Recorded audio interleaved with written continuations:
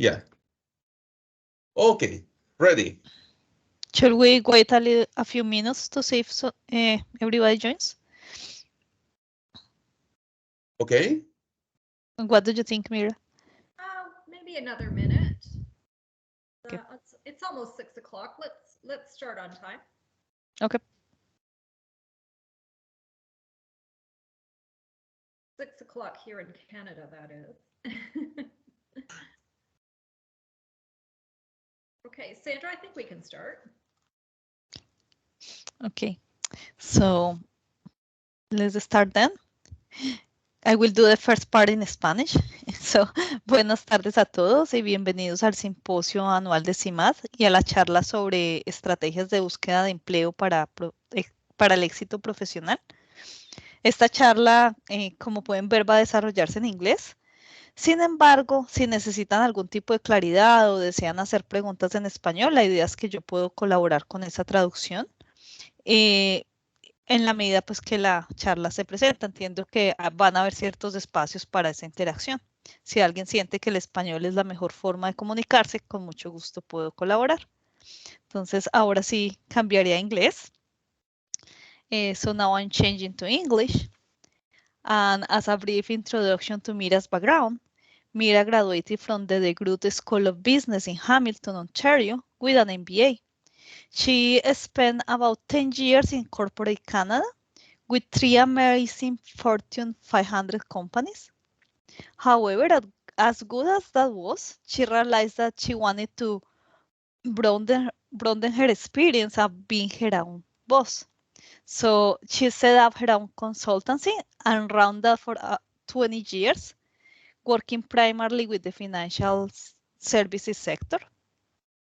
She's in the process of winding that down as she revamps Bloom Coaching.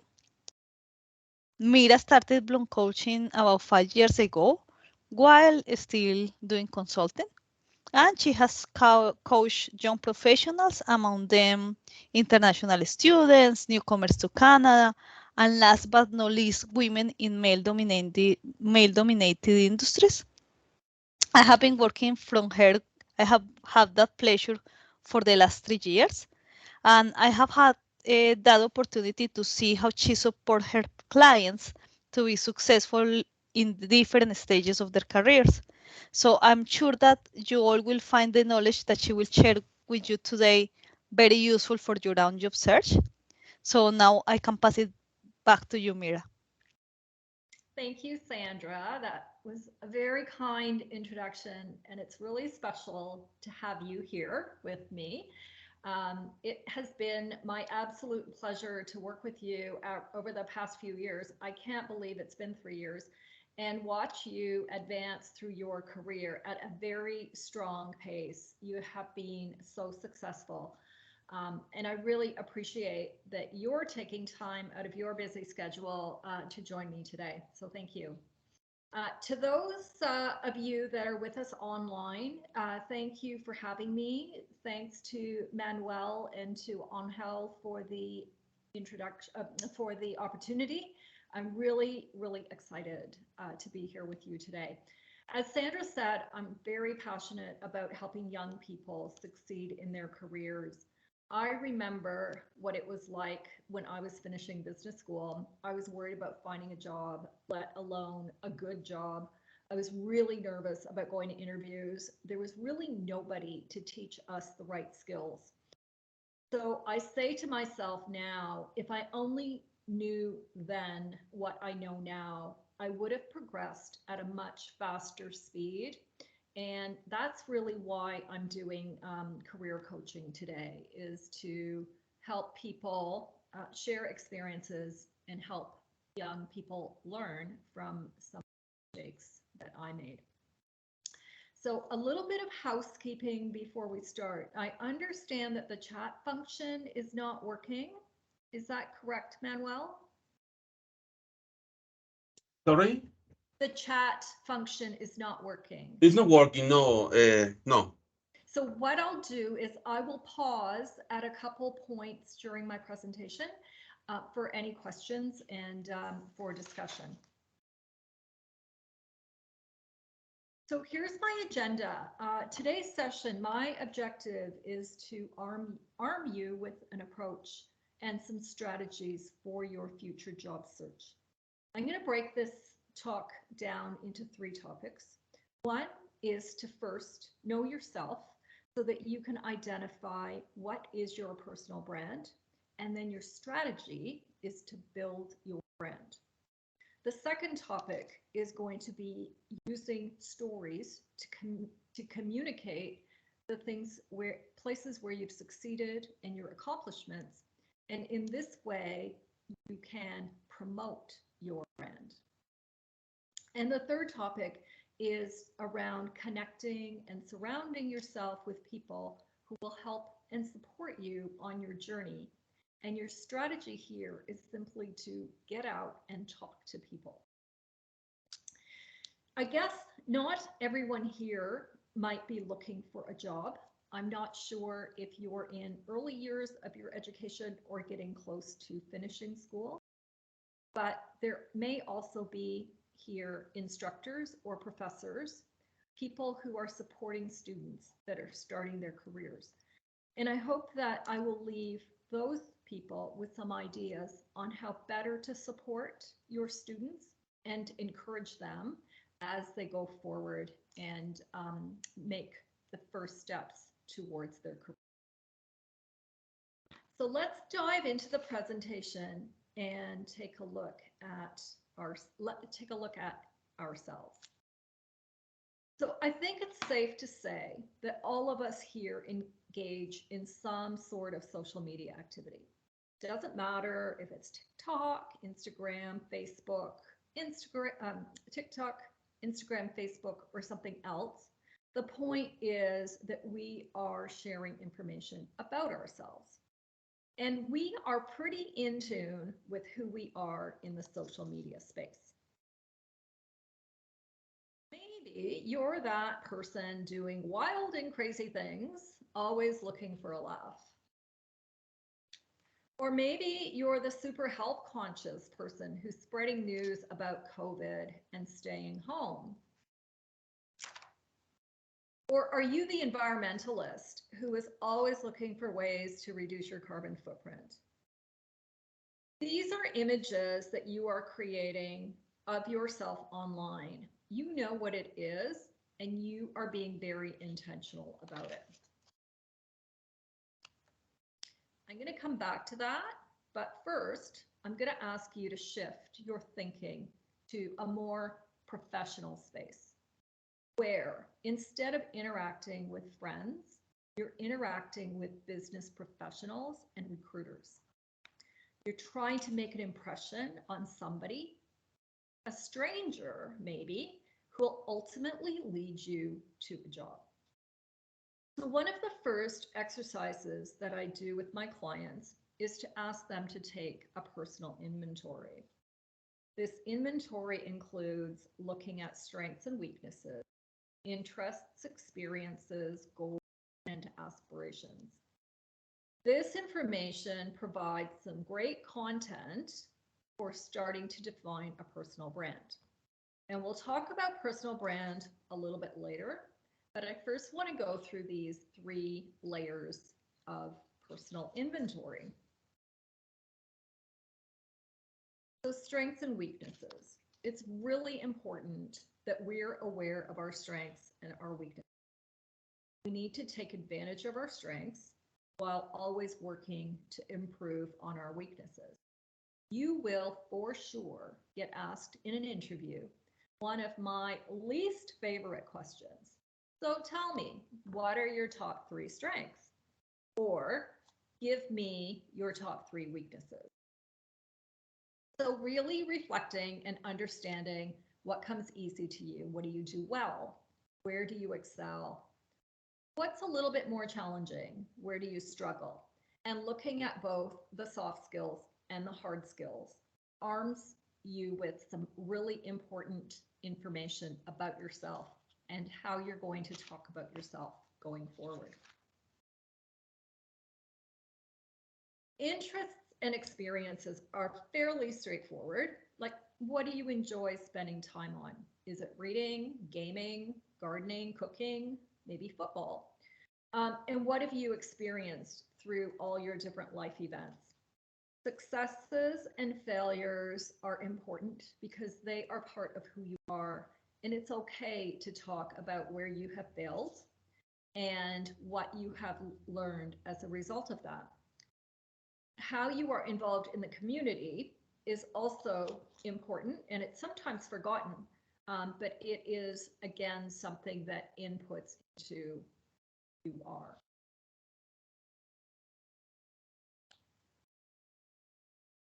And finally, goals and aspirations. So what does your future look like? You may not know right now because there could be so many different options and opportunities, but you should try and have an indication of where you're going, whether it's maybe just a sector or an industry that you want to work in. Maybe it's a particular role that you're interested in. Maybe it's a part of the world where you want to work. You will not have all the facts, but you should have some direction on where you'd like to go. This is really, really important content for when you are introducing yourself to someone, as well as something that you want to add to your resume.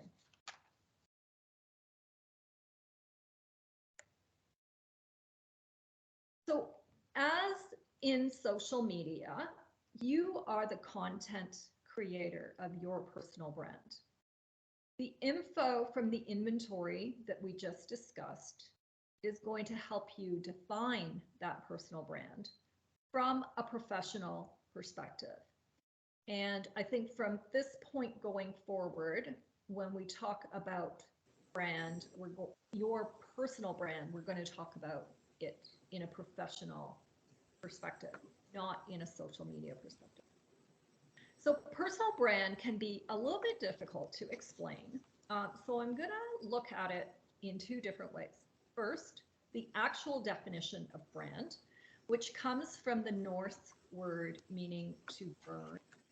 And you probably are familiar with this as the practice of branding cattle to determine who owns which animal.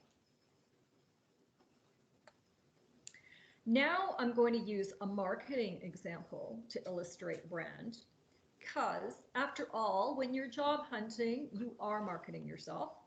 So when we talk about a product brand, it means that the brand is making a promise.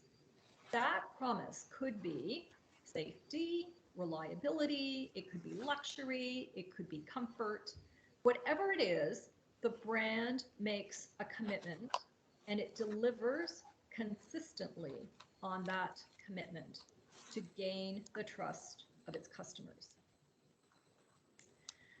So I'm going to take you through a very short exercise to demonstrate brand recognition. In the next couple slides, I'm going to present a few different brands. And at this point in the presentation, you can take yourselves off mute and just shout out the name of the brand that goes with the logo that I'm going to present to you. Okay, everybody ready?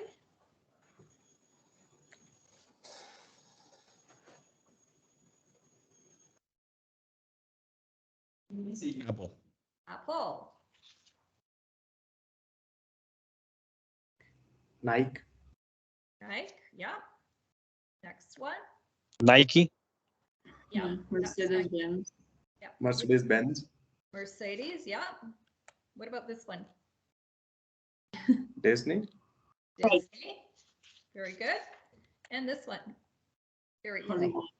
Holiday Inn. Holiday Inn, right.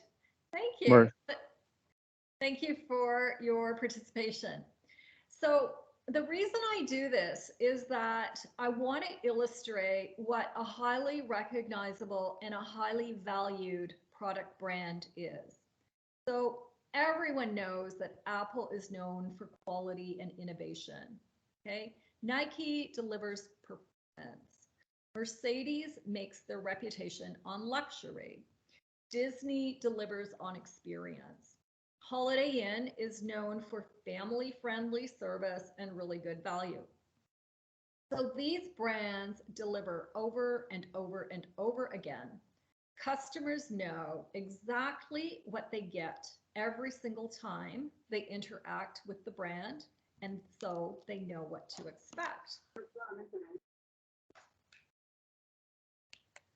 Just back to the social media space for a minute. Let's look at some social media influencers who have really created large personal brands. So much so that they are persuading followers in many different ways. This is from Forbes' top 30 social media influencers of the year.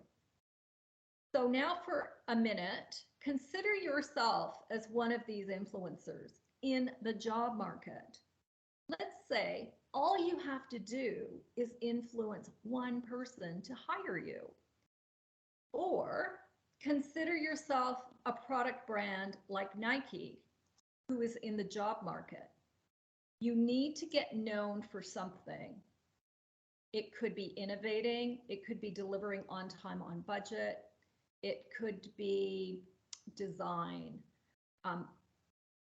it could be so many different things, but it's what you want to be known for, just like those product brands.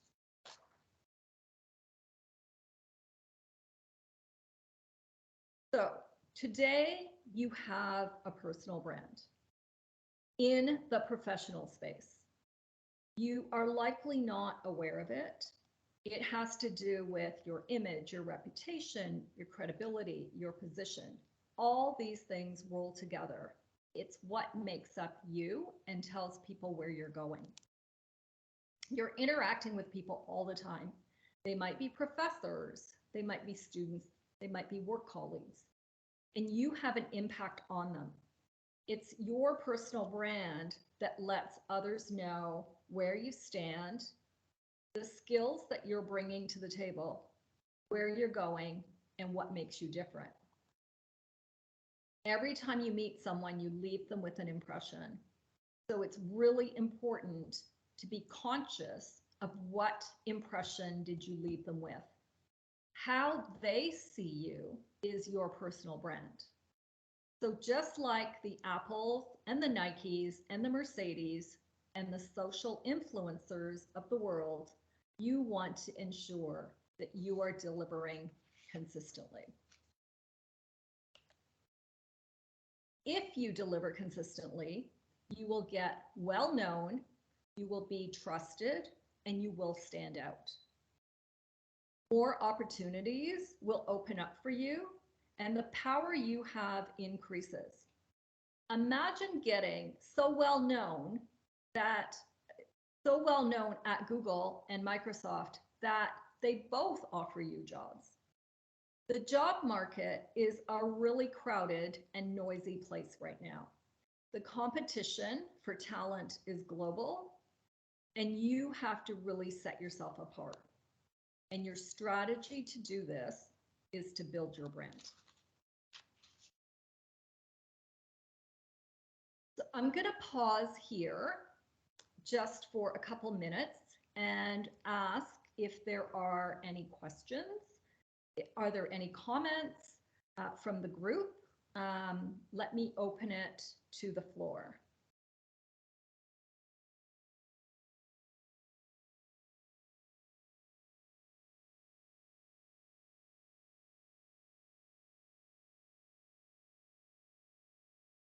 Not hearing anything, so I'll let me pose a question to Sandra. Sandra's been working really hard on her personal brand, and she did so right from the initial stages of her job search. Sandra, tell us how do you define your personal brand? So I will define my personal brand as I'm passionate about data science.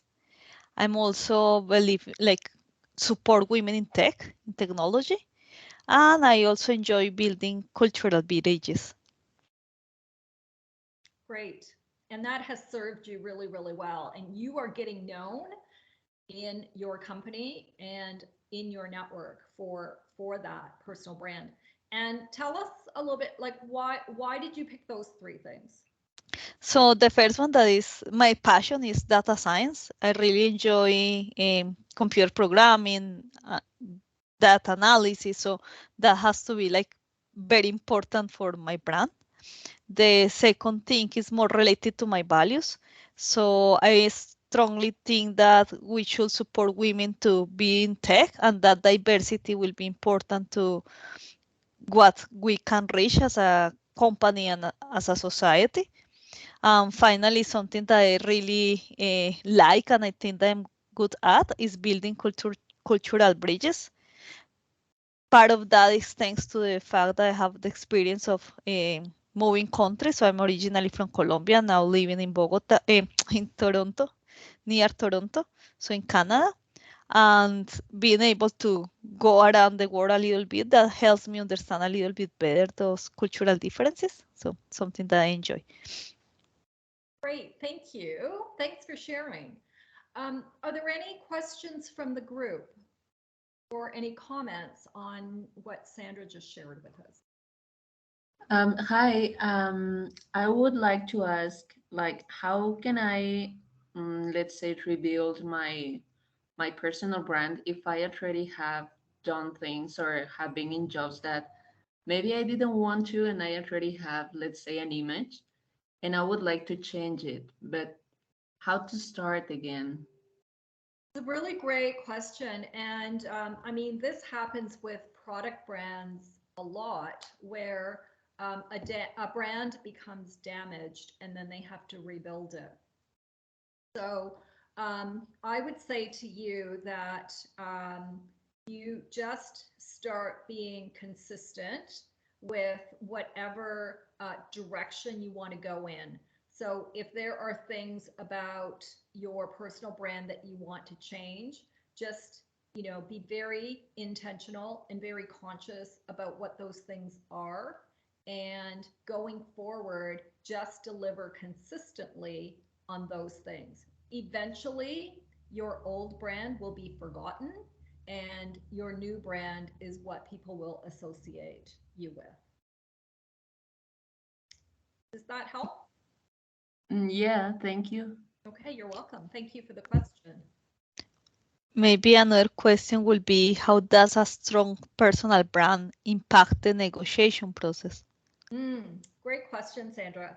So yeah, so one of the reasons, I mean, not the only reason, but one of the reasons that you want to build your personal brand, it gives you a lot of power when you are negotiating. Let's say you get a job offer and you are negotiating maybe for salary, maybe for vacation, maybe where you will work. The stronger your brand is, which means that the organization that you're going to be potentially working for, they value you and they know how much you're worth. The stronger your brand is, the more leverage you have to put those terms on the table. So, I want this much time off, or this is my salary expectations. Sometimes you can negotiate your job title. I have one client where he was not satisfied with the title that they were offering. And he said, I would like a different title. And they were actually able to give that to him because he had very strong personal. So gives you a lot of leverage when you are in that negotiation situation. Okay, I will move on, and there will be more time for questions at the end. I just want to make sure that we stay on time. So now I'm going to shift gears, and we're going to talk about how you promote or sell yourself in the job market. You've accumulated all this content from your personal inventory, you've defined your brand, and now it's time to create some interesting stories on who you are and what you're all about. So, cuenta cuentos. we all remember being told stories as children. We know which ones we remembered most. When you first meet someone, it could be at an interview, it could be at a networking meeting, you have the opportunity to be remembered by sharing a story about yourself. Stories are powerful because they bring your skills and your experience to life, and more importantly, they engage the listener. Back to the social media example, we don't have to look far to see where stories are told. They're in Facebook, Instagram, Snapchat, TikTok, YouTube, and so many other platforms. You know that stories, the best stories, will pull the audience into the story, and the reader will remember. And if the reader remembers the story, they're bound to tell somebody else, and maybe that person will tell somebody else. And isn't that really how things go viral? So this is a great example of a great analogy for how you can start to get known in those professional circles. When you're able to pull somebody into your personal story, you make them care more about you, and you make them really interested in you. And then you are more likely to be remembered, and you're more likely to be talked about. So when we create stories, strong stories stay to the important points. You want to just keep it to the point, keep it relevant to the person you're meeting with or the job that you're applying for. You want to get to the point early, so start with the summary statement and then work down through the details. You want to be brief. If you feel like you've been talking for a while when you're telling your story, you probably have been talking for too long. The human brain can only process so much information at one time.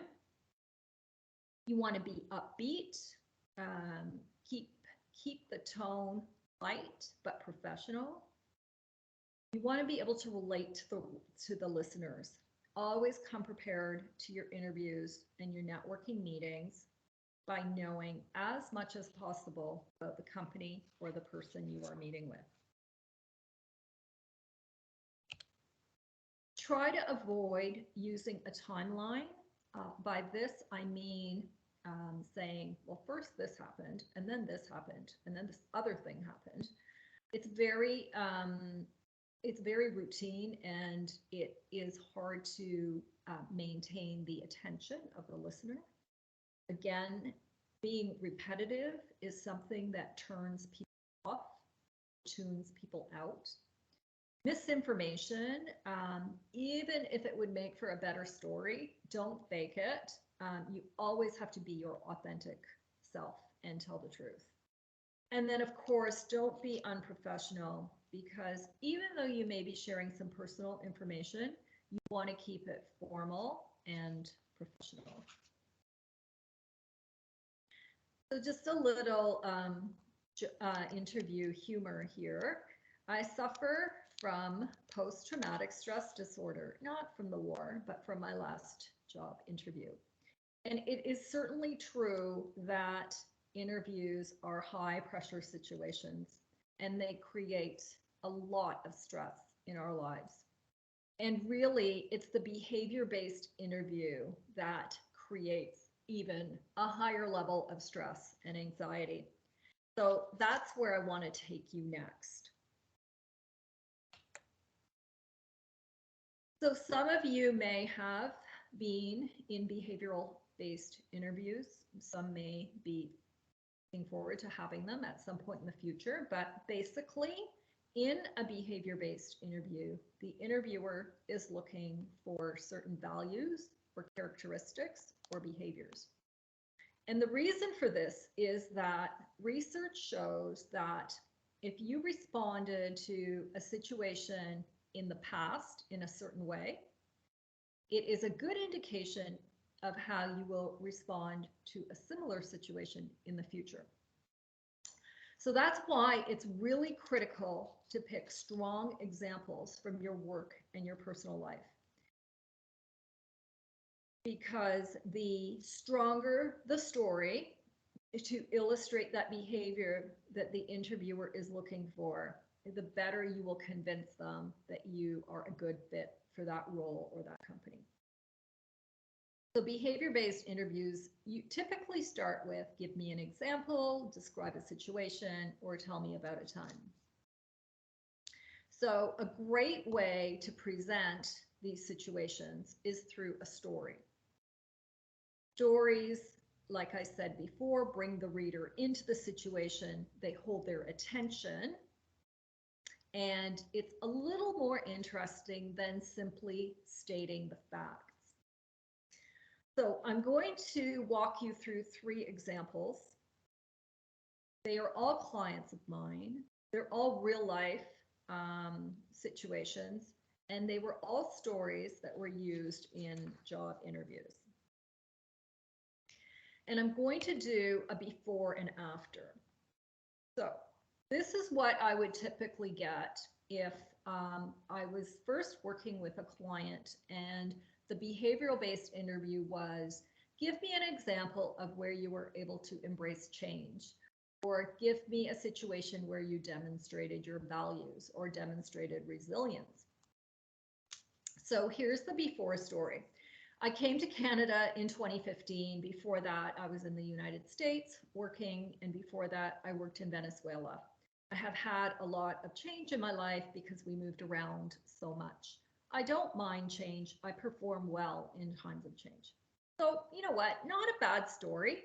It states all the facts. It's very time-oriented. It doesn't share a lot of emotion. Here's how we rewrote the story. So I've had the incredible opportunity to live in 3 countries and work in more than 10. This has taught me to embrace change and diversity.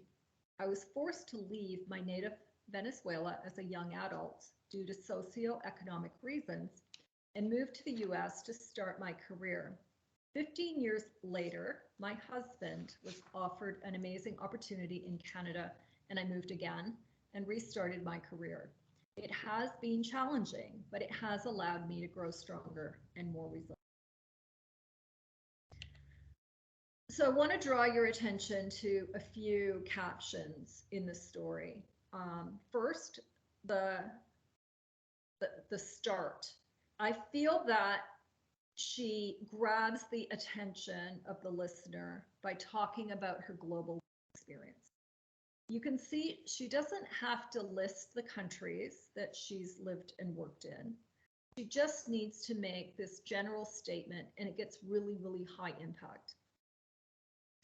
Second, she brings some personal elements into her story, using words like forced to leave or due to socioeconomic reasons. This really pulls the reader or the listener into her story, and not all the facts have been presented, and it causes the listener to think, oh, I wonder what happened. You know, why did this happen? So it also provides a way to continue the conversation between the recruiter and the interviewee. She goes on to mention that her husband,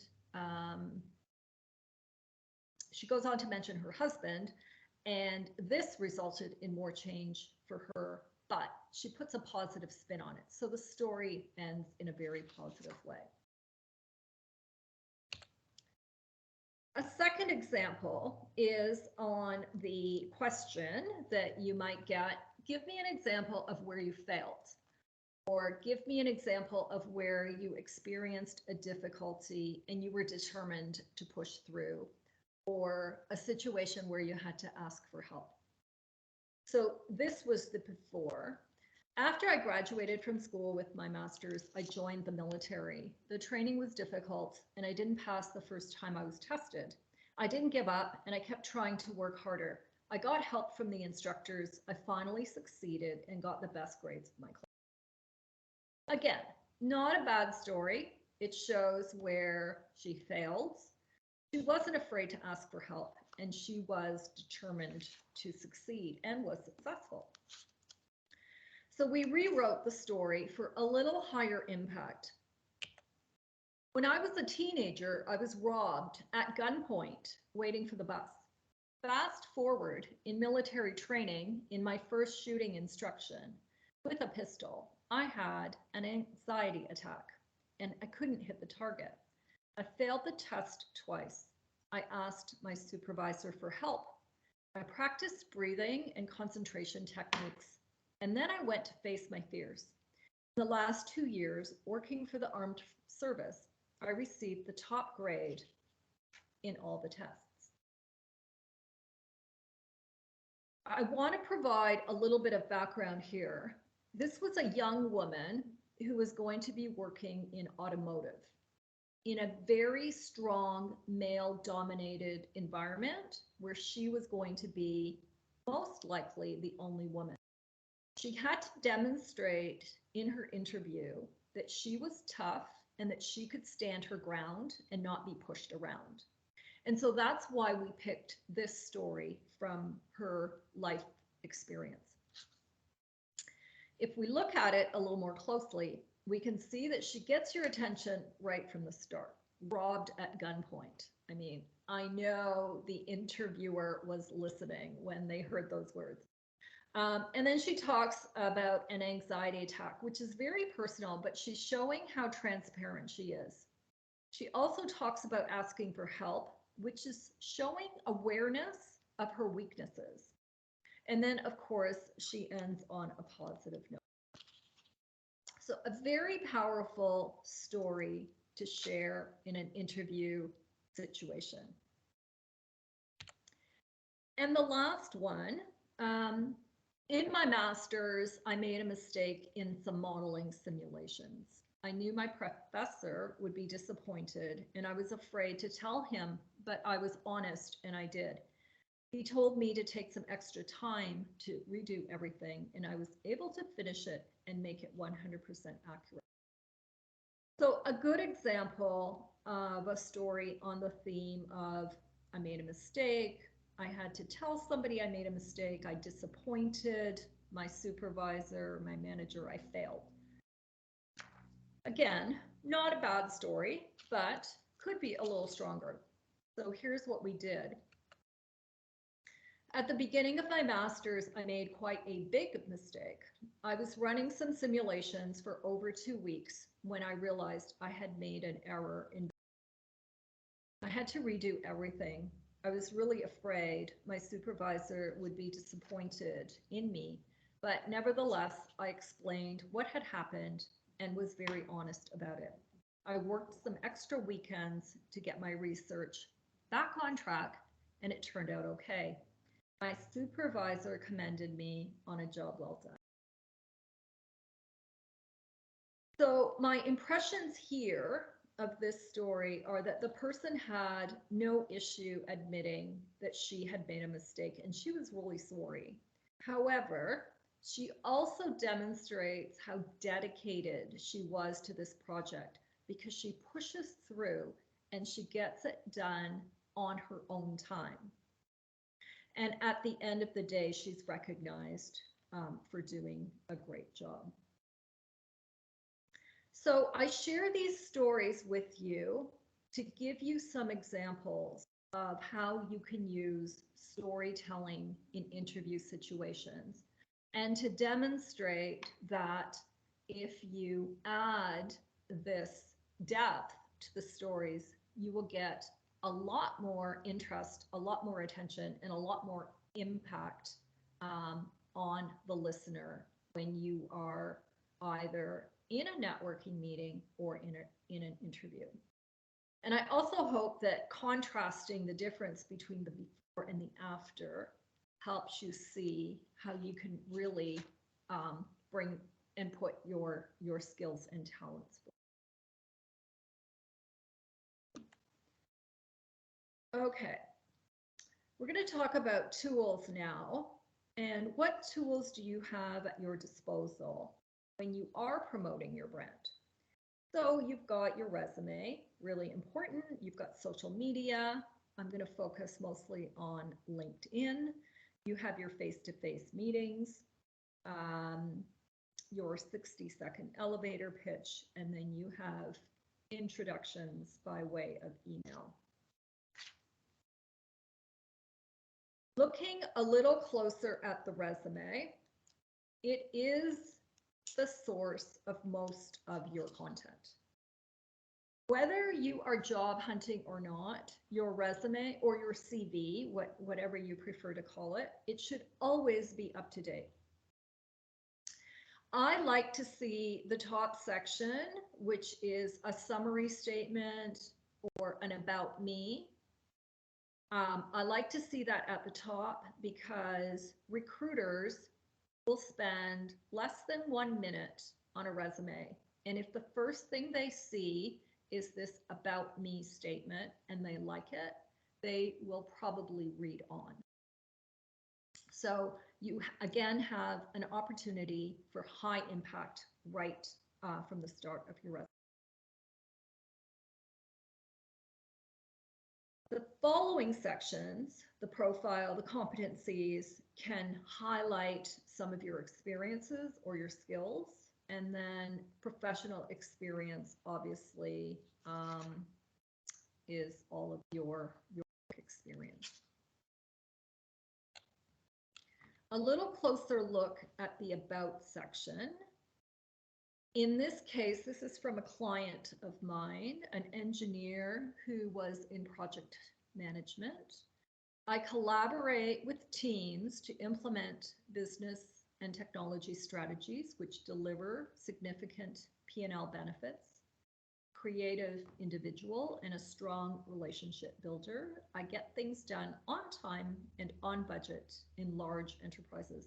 I do this by bringing structure, yet being adaptable to deliver and move the business forward. I think it's a nice summary of this individual, and I think it would want you to read more. What he doesn't include here is an indication of where he's going. It could be something like looking to advance as a project manager by taking on larger, higher risk projects. But at this point, when I was working with this individual, he was not looking to make a move. So this really described what he was all about.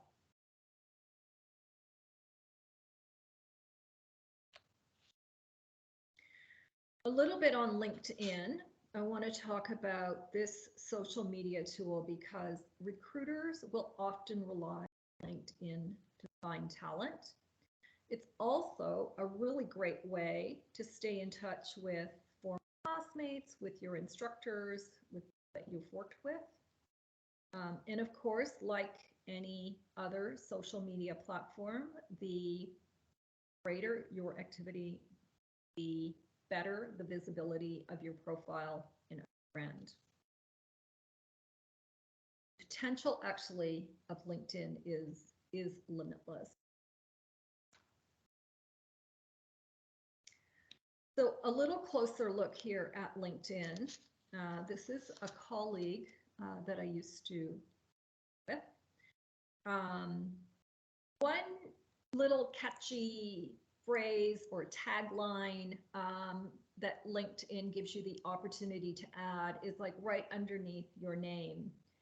Here, Shannon has said, passionate about engaging people in their communities and heritage. So that's a skinny down version of her personal brand.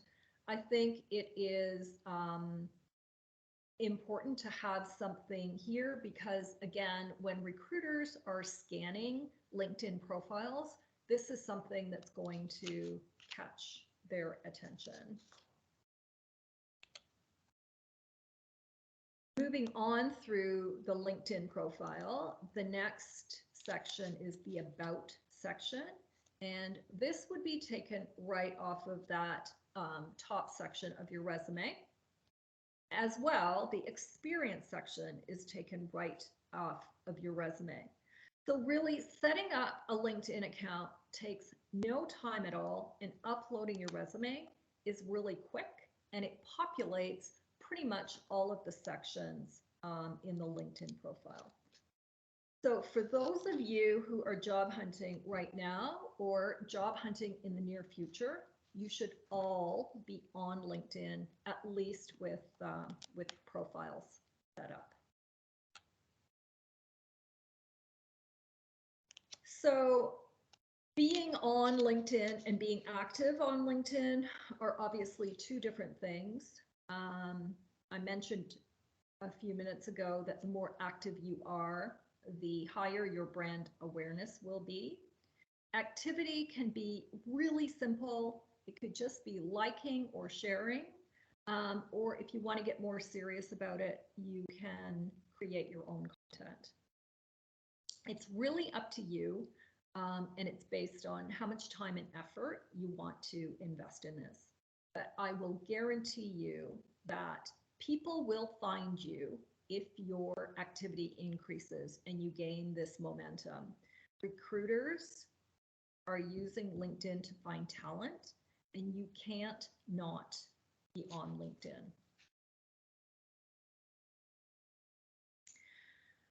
So another time to just pause for comments, questions, ideas. Does anybody want to share? I think Elias had a question, so go ahead.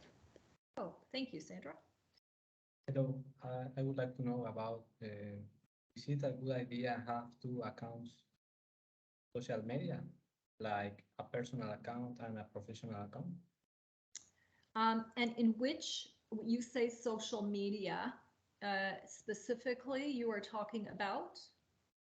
For example, Facebook. Facebook.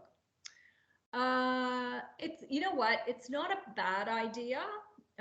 If you're going to use Facebook for professional purposes, you definitely want to keep that content separate from your personal stuff. I don't, and then I would say to you, if you're using Facebook for professional purposes, what's your objective? If you're looking for work, recruiters will typically not go to Facebook, they will go to LinkedIn. But you may have other objectives for having a professional profile on Facebook. So yes, in that case, I would keep the two separate. And I would suggest that you keep your personal social media restricted, because I mean, I have done a lot of recruiting in my consulting life. And the first thing I will do is I will go to social media to see what can I learn about the person that I'm interviewing tomorrow. Thank you. Great question. I can see that Alejandro has another question, so please go ahead. Thank you. I have just one question, and it would be should I have only contacts in LinkedIn that I know, or should I just start looking around? For example, I'm a biomedical engineering student, and should I just search biomedical engineers in my area and just start to send requests to connect with them? Should I do that, or just start right now with people I know? Great, another really great question. And I would say that I think everybody has a different opinion on what is the right thing to do here. I personally believe in quality over quantity, and I don't typically connect with anybody on LinkedIn unless I know them through a group or through work or through another person. So I do not accept random connections. That way I know that my LinkedIn is, it's strong and all of my connections are there for me and we'll talk about this in the next section. They're there for me if I need something. If you are more about quantity and you just like randomly are connecting with people, or people are sending you invitations to connect and you just randomly connect, you may have a huge base of connections, but I would say to you, how many could you actually go out to and say, hey, I see you know somebody at Microsoft, can you make an introduction? So I think it's, you will find the right balance. Yeah, you will find the right balance, but trade off quality against quantity. Thank you.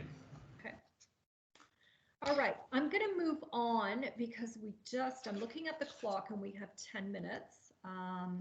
So I'm going to move on through, and we'll take some questions at the end again. The last part of my talk is getting connected, which really means using your network and talking to people.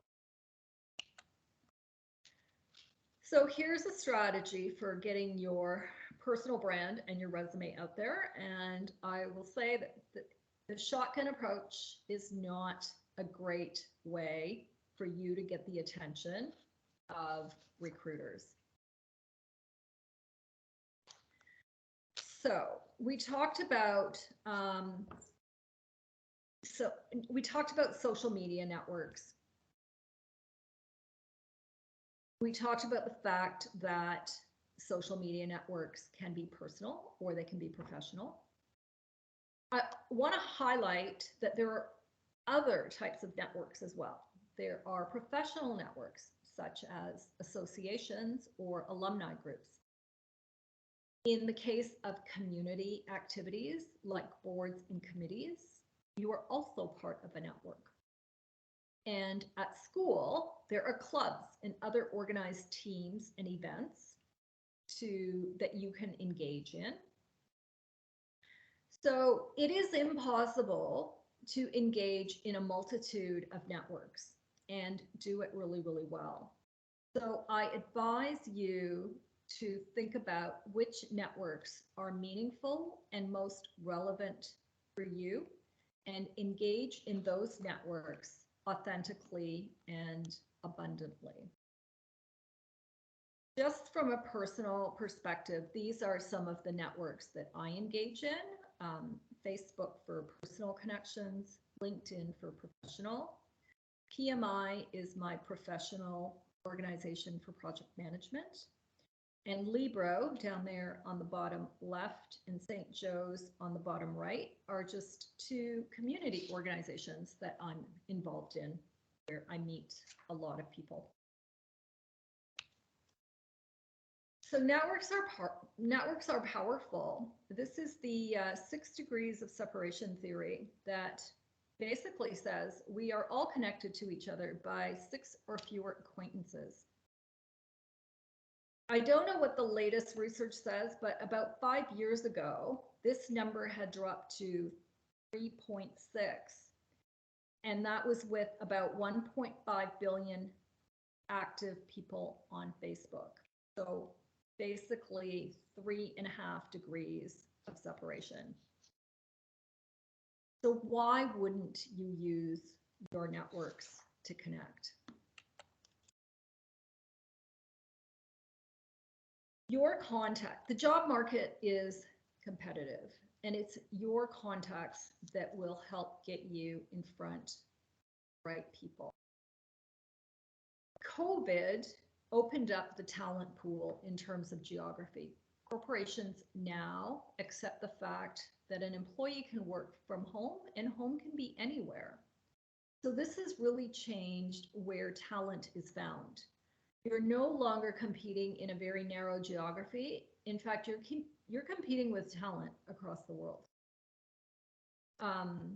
Another important fact to be aware of is that a lot of organizations have internal employee referral programs. And this means that an internal employee can refer somebody for a job opening. If that person gets the job, then the person referring them gets a little bit of a bonus. Organizations do this because it cuts down on the cost and time of recruiting, and it increases the probability of getting top talent. So it's yet another reason for you to get into networking. And then, of course, your career progression is going to be enabled by the strength of your network.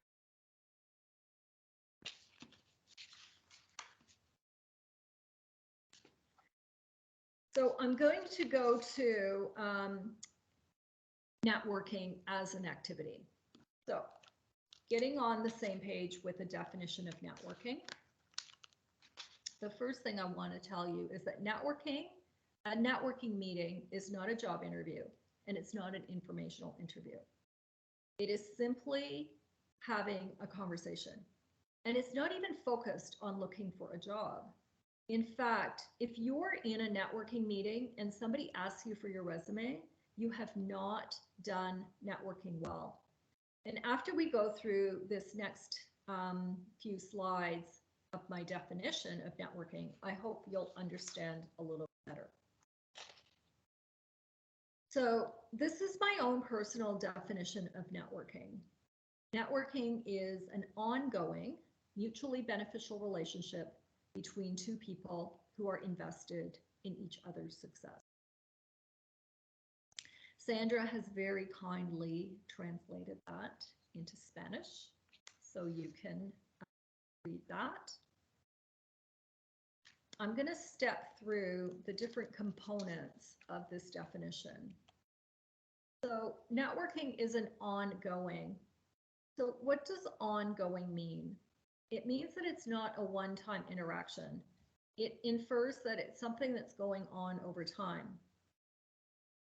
So, of course, certain contacts in your network will come and go, but the core of your network should remain consistent. Networking is mutually beneficial. So, mutually, it means that it's not just about me, it's about us. And beneficial means that we both get something from the relationship. Relationship. So what does it mean to be in relationship with someone? Relationships are built over time. It means that you're getting to know someone and that someone is getting to know you. So it's not a one-time meeting. You and I can be involved in a mutually beneficial transaction, but there is no relationship. So relationships develop over time, and they really contribute to the quality of your network. And then invested.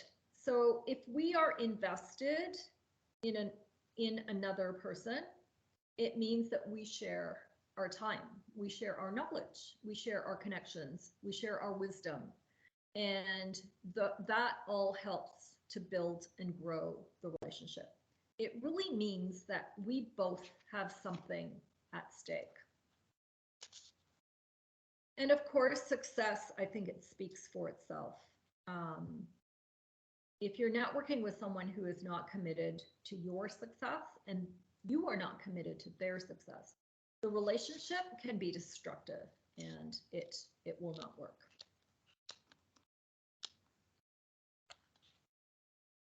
So our strategy is to start talking to people. So here are some tips. So look at your contacts and prioritize them.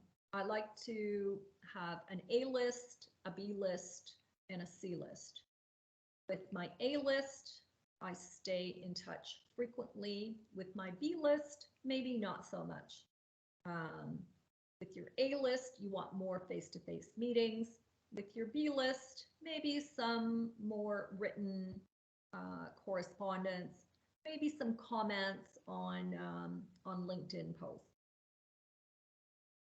You have the opportunity to provide your own status updates to your most important contacts, what's going on with you, what has changed. And you also have an opportunity to connect with people by sharing research or articles or interesting things that you've come across.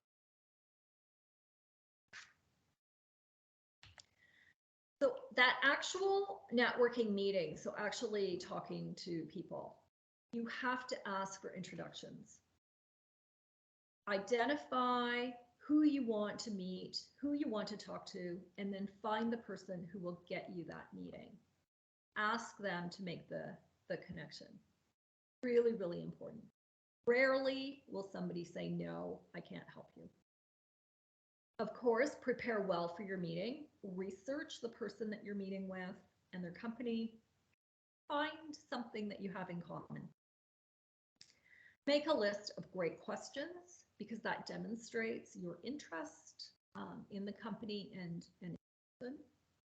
and then don't be afraid to really put yourself forward. Be confident, maintain eye contact, use positive body language, use your stories. That makes a really great impression. At the end of the meeting, if it went well, ask for another connection. You can use words like, I was really inspired by what we talked about, and I would love to have this conversation with somebody else on your team. Would you make the introduction? Don't forget gratitude, both at the meeting and then with a follow-up email. Make sure you say thank you. And then if there's something you can do in return, try and pay the favor back.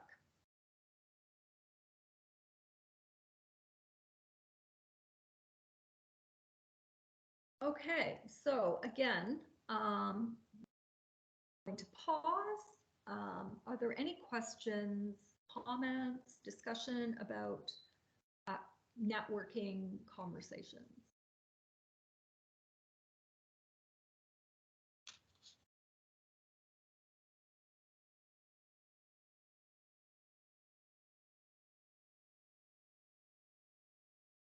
Alejandro has a question, so please go ahead, Alejandro. Thank you. So my question would be, if the person or the company that I'm interested to do network with does not have an available job or position for myself, should I still try to do that network in the case that in the future they have a position, or should I skip it, for saying something, and try to involve myself in another company that might be like my second or third option?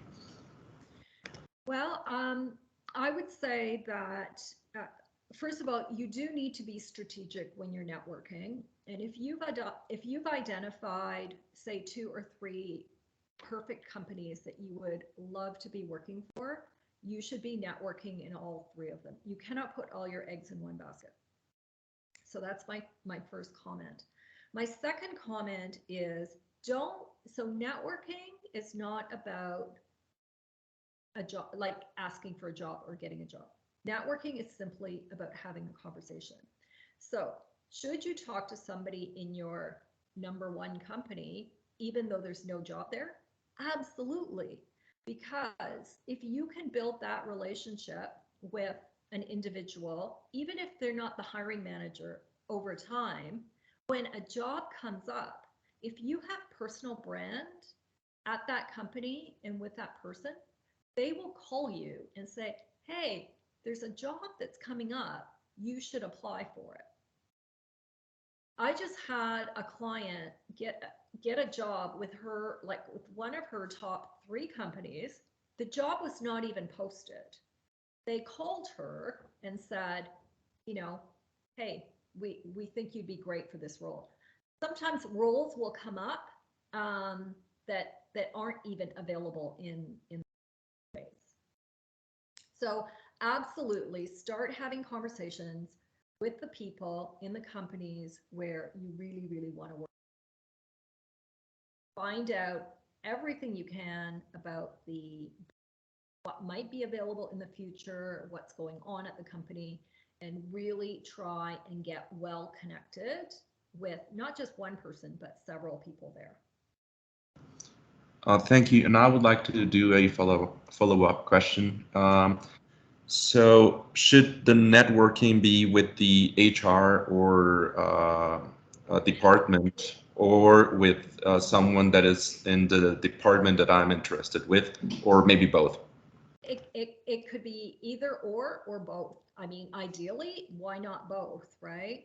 But I would say to you, when you request the networking meeting, what is the purpose of the meeting? So if you are asking to meet with HR, the purpose of the meeting cannot be, I'm looking for a job. And so I would maybe suggest that you start talking to people that are more aligned with you technically, because then the conversation can be about, well, let's talk about the tools that you use here, or let's talk about your research facility. Let's talk about, you know, your career progression, and tell me all the wonderful things that you've done while you've been at this company for like the past 10 years. So think about, if you're going to have a networking meeting, the first thing you think about is, what is the topic? Okay, and with HR, your topics are pretty limited, because you're really going to be talking about what's it like to work at this company, right? Does that make sense, Alejandro? Yes, absolutely. And I think that is exactly sort of the answer that I was hoping for. Thank you very much. Okay, great. Any other questions?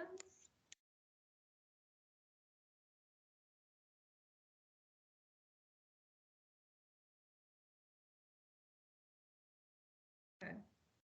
I'm just going to I have one slide left. I'm going to wrap it up. So what I want to leave you with in summary here is that you have to know who you are and what are you bringing to your future employer. Okay, so it doesn't matter if it's your first job of your career or your 10th job of your career. This is what you're selling. And this is why you build your brand. Secondly, you need to create compelling and interesting stories that talk about what you've accomplished. This is how you sell yourself, and this is how you set yourself apart from your competition. And really what you're doing is you're promoting your brand. Then you need to grow your circle of connections, because they're the people that you're going to rely on to open doors. This is who you are selling to. So you just got to get out there and you got to talk to people.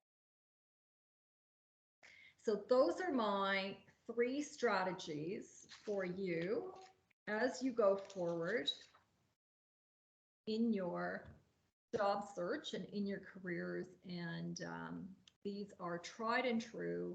They have worked for all of my clients, and I hope that they can work for you as well.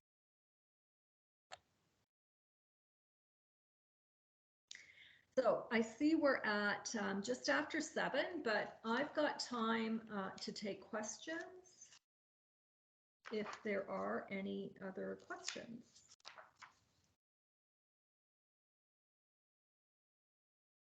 Okay, I see that Elias is raising his hand. So Elias, please go ahead. Thank you. As a young researcher, I would like to know about some advices related to make a transition between academy and industry. That's a great question. And I am wondering if I could ask Sandra to answer that question from her own personal experience, because she is a big advocate for helping people transition from academia to industry. So first thing that I will say is follow the steps here that Mira just gave you. Connect with me in LinkedIn. I will be really happy to have like a further conversation there. But I myself did the transition back in Colombia. I used to be a researcher and a lecturer, like teaching in different universities, doing research for the oil and gas company there. Then when I moved to Canada, I had the opportunity to move because I got a scholarship to do my PhD. And when I arrived here, I figured out that there were so many opportunities in the industry that I didn't even know about.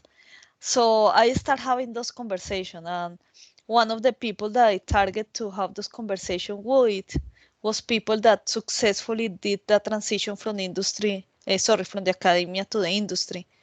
And little did I know how many interesting people will I found. People that were like astrophysics working in banking, or people that was like poor physicists, things that I never imagined. And they were sharing with me those experiences. And thanks to that, I was able to figure out which areas was I interested in, and which kind of skills could I translate from academia to the industry, and how to sell myself better. They also helped me build a bigger brand or a bigger network. So yeah, basically go ahead, don't be afraid, and have those conversations. Thanks, Thank Sandra. you for sharing your experience. Any follow-up to that?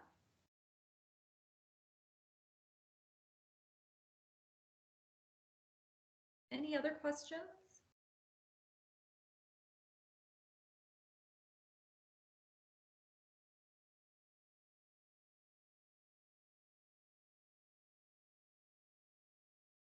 Once? If you want to ask in Spanish, that's also an option in any case, and I can just translate. Thanks, Sandra. Yeah, that's a very good point. Feel free to ask your question in Spanish if that's easier for you.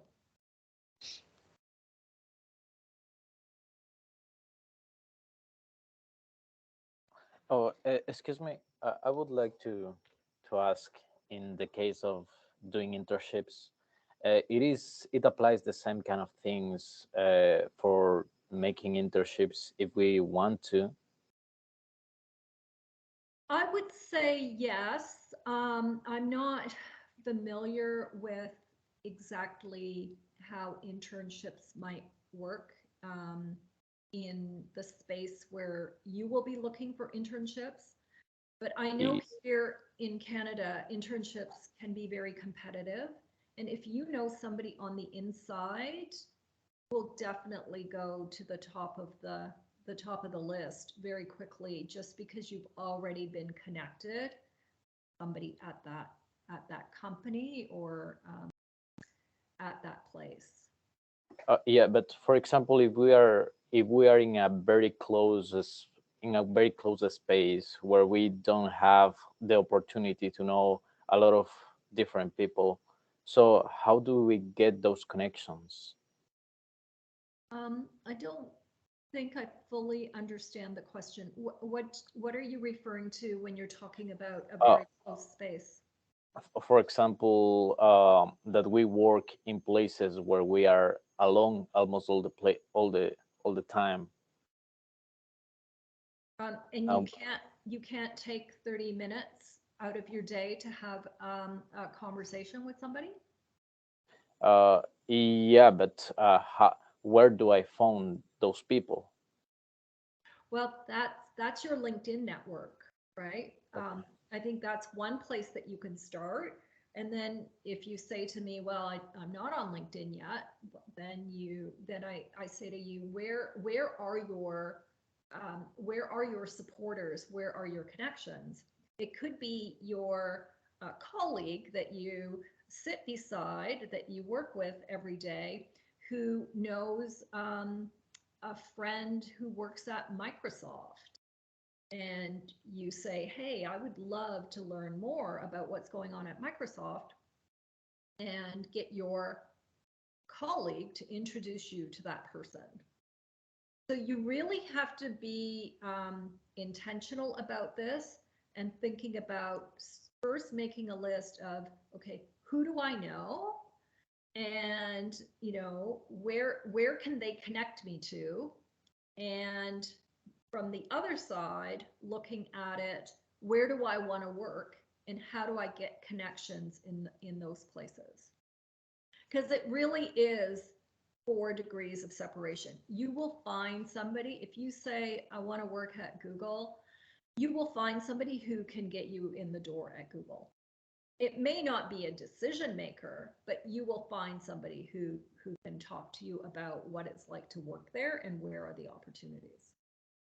And for example, what is the difference if we, for example, I was looking for internships these days, so I was trying to apply directly from LinkedIn or in Google Jobs, they also offer internships, and I was trying to like send mails to the people in the offer, but I don't know if it is going to be useful, or any way should I do, because I don't know any of those places, any people of those places. Right. So I would say to you, who do you know who knows somebody who knows somebody who can get you there? Right. It may be 3 connection points before you get there. But if you look hard enough, you will find somebody. Your other opportunity, it's not as the probability of you being successful is a lot lower, is that you could on LinkedIn, you could direct message somebody and say, hey, I just applied for this internship opportunity. I really want to learn more about the company, like whatever your request is, but you could direct message somebody on LinkedIn. We didn't have time to talk about that, but you could do that. It's like a cold call, and your success rate is probably not going to be very good, but I've had clients who have been quite successful just doing a random reach out to somebody on. Okay, thank you. Yeah. I think Alejandro has a question. Please go ahead. Thank you very much. And maybe this question would be a little bit more for Sandra, but I would like to know if I'm interested to move to another country or to look for a job in another country, how difficult is it to find connections if I don't know no one in said country? And how can I make this first step if the culture is really different between those two countries? So I will say 2 things. First, maybe you are not aware that you might know someone, and it's the fact of look for that person. If you look in LinkedIn and you look for your university, there is a part that says alumni. So you can look for alumni from your university that is in the country that you are targeting, and then try to reach out to those people. So because you have the connection of being both alumni from the same university, you can approach that person within that like similarity. And the other one is maybe a little bit of the story of how I arrived in Canada. And it's like I was doing networking without knowing that I was doing networking. Actually, how I met my supervisor that offered me the scholarship a few years after was because I was working in a university in Colombia, and I reached out to him to invite him to visit us, our research group. So that's how the conversation starts, just because of a question that we were asking to him that was like very good in the topic that we were researching out. So from little did I know that from that question, I will end up doing my PhD with him. So sometimes it's the fact of taking the risk, and there is nothing to lose in trying to just go reach out to people and ask those questions. That's great, Sandra. And I have an example too. And I actually had 2 slides in my presentation, and I skipped over them because I felt we were running out of time. I wanted to illustrate an example of a client of mine. This was about 2 years ago. She was a graduate from Western University, a master's in engineering, and her research, her master's thesis research was on the golf grip. So if you can imagine a golf club that you play golf with, it's the top rubbery part that you actually hold onto. Her dream was to work for this golf club manufacturer. And all golf club manufacturers are in the southern United States. And here she was in Canada. And this was before COVID, which was like virtual meetings were not a big thing. It was like you had to pick up the phone and actually call somebody and have a conversation.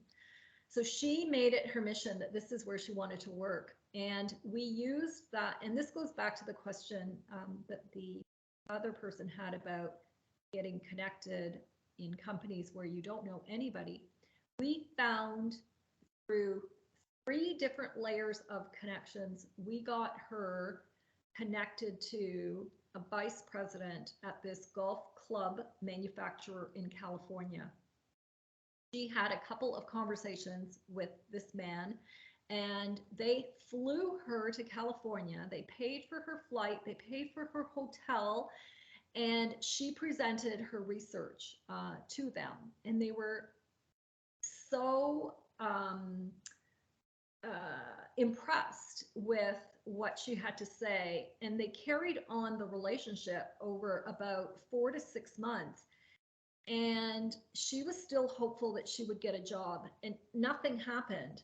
But this person that she impressed so much in California talked to one of his colleagues on the other side of the United States in North Carolina.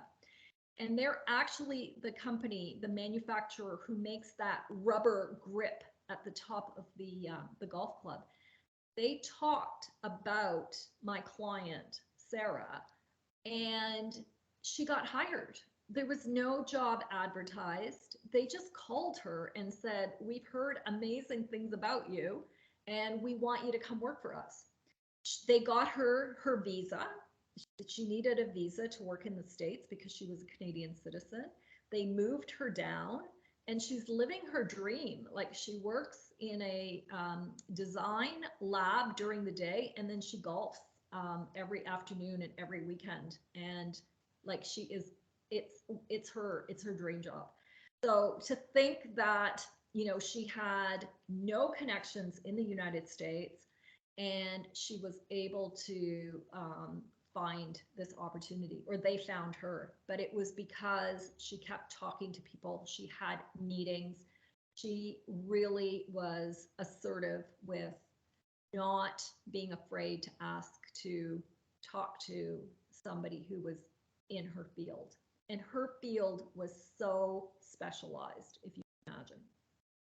So I digress a little bit, but it's an example to your point. Like, you can pick any country in the world to work in. Of course, there is paperwork, but if a company really wants you, they will take care of the paperwork. It's, as Sandra said, look for alumni, look for, other connections of connections who are in that country or company where you want to work. Does that help? Yes, a lot, and that gives me a bigger and overall perspective of what actually can be done through LinkedIn and all these things that we've learned today. Yeah, and everything is possible. I think we are our worst enemies because we limit ourselves, right? We say, oh, it would never be possible. Like, how could I ever possibly work in, the United States? But we limit ourselves. Any other questions? This is great, really great conversation.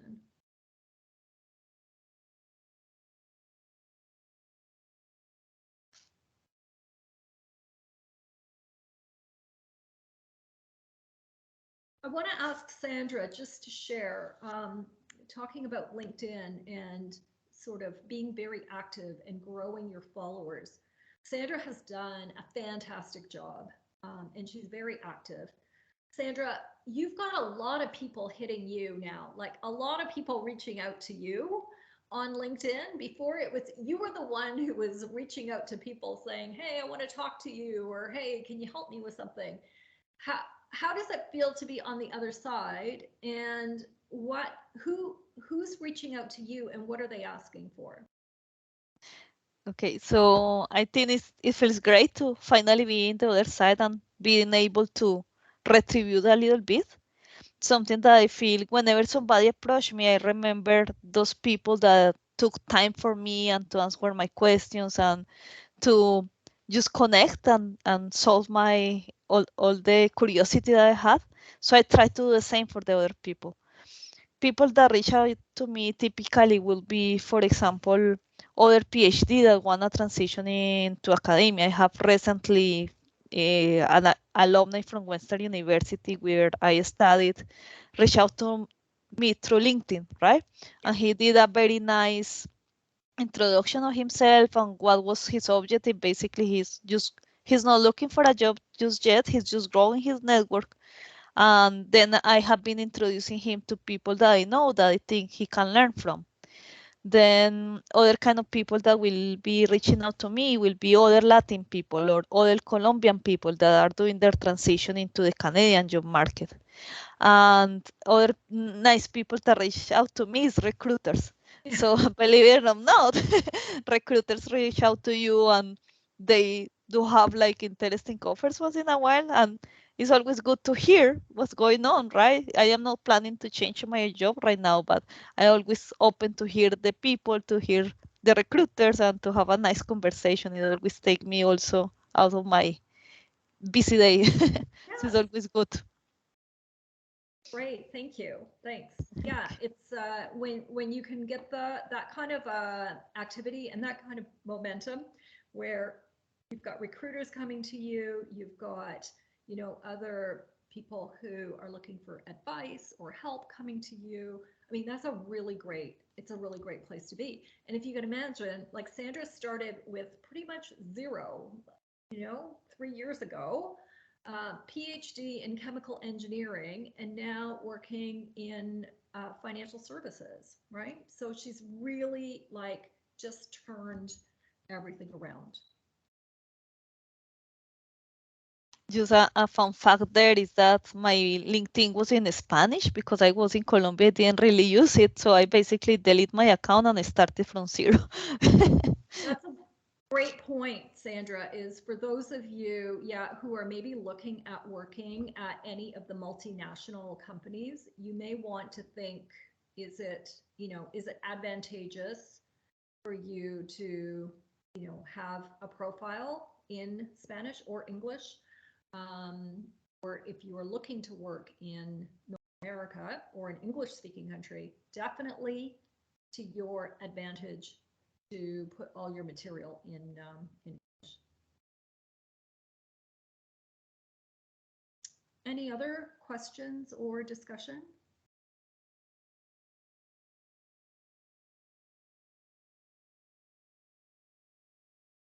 Okay. Yeah, we're a little over time, but I'm quite, excited, and I'm happy that we've had this time together, and you've asked some really, really great questions. You've got my contact information right here in front of you. I would love it if you reached out after this presentation. I'm happy to help you in any way that I can. Connect with me on LinkedIn, Instagram, or Facebook. Sandra, I didn't put your contact information here. Don't worry. In any case, my name is Sandra Lopez Zamora. Everything with Z. You find Sandra. Well, you'll find Sandra through me too if you connect with me, because she and I are connected. So I would love to hear from you. I'd love to hear about how your job search is going. Always happy to provide some tips or some advice. And I wish you all great success as you move forward. It's an exciting time in your lives. It's a little bit of a scary time as well, but you've got an amazing future to look forward to.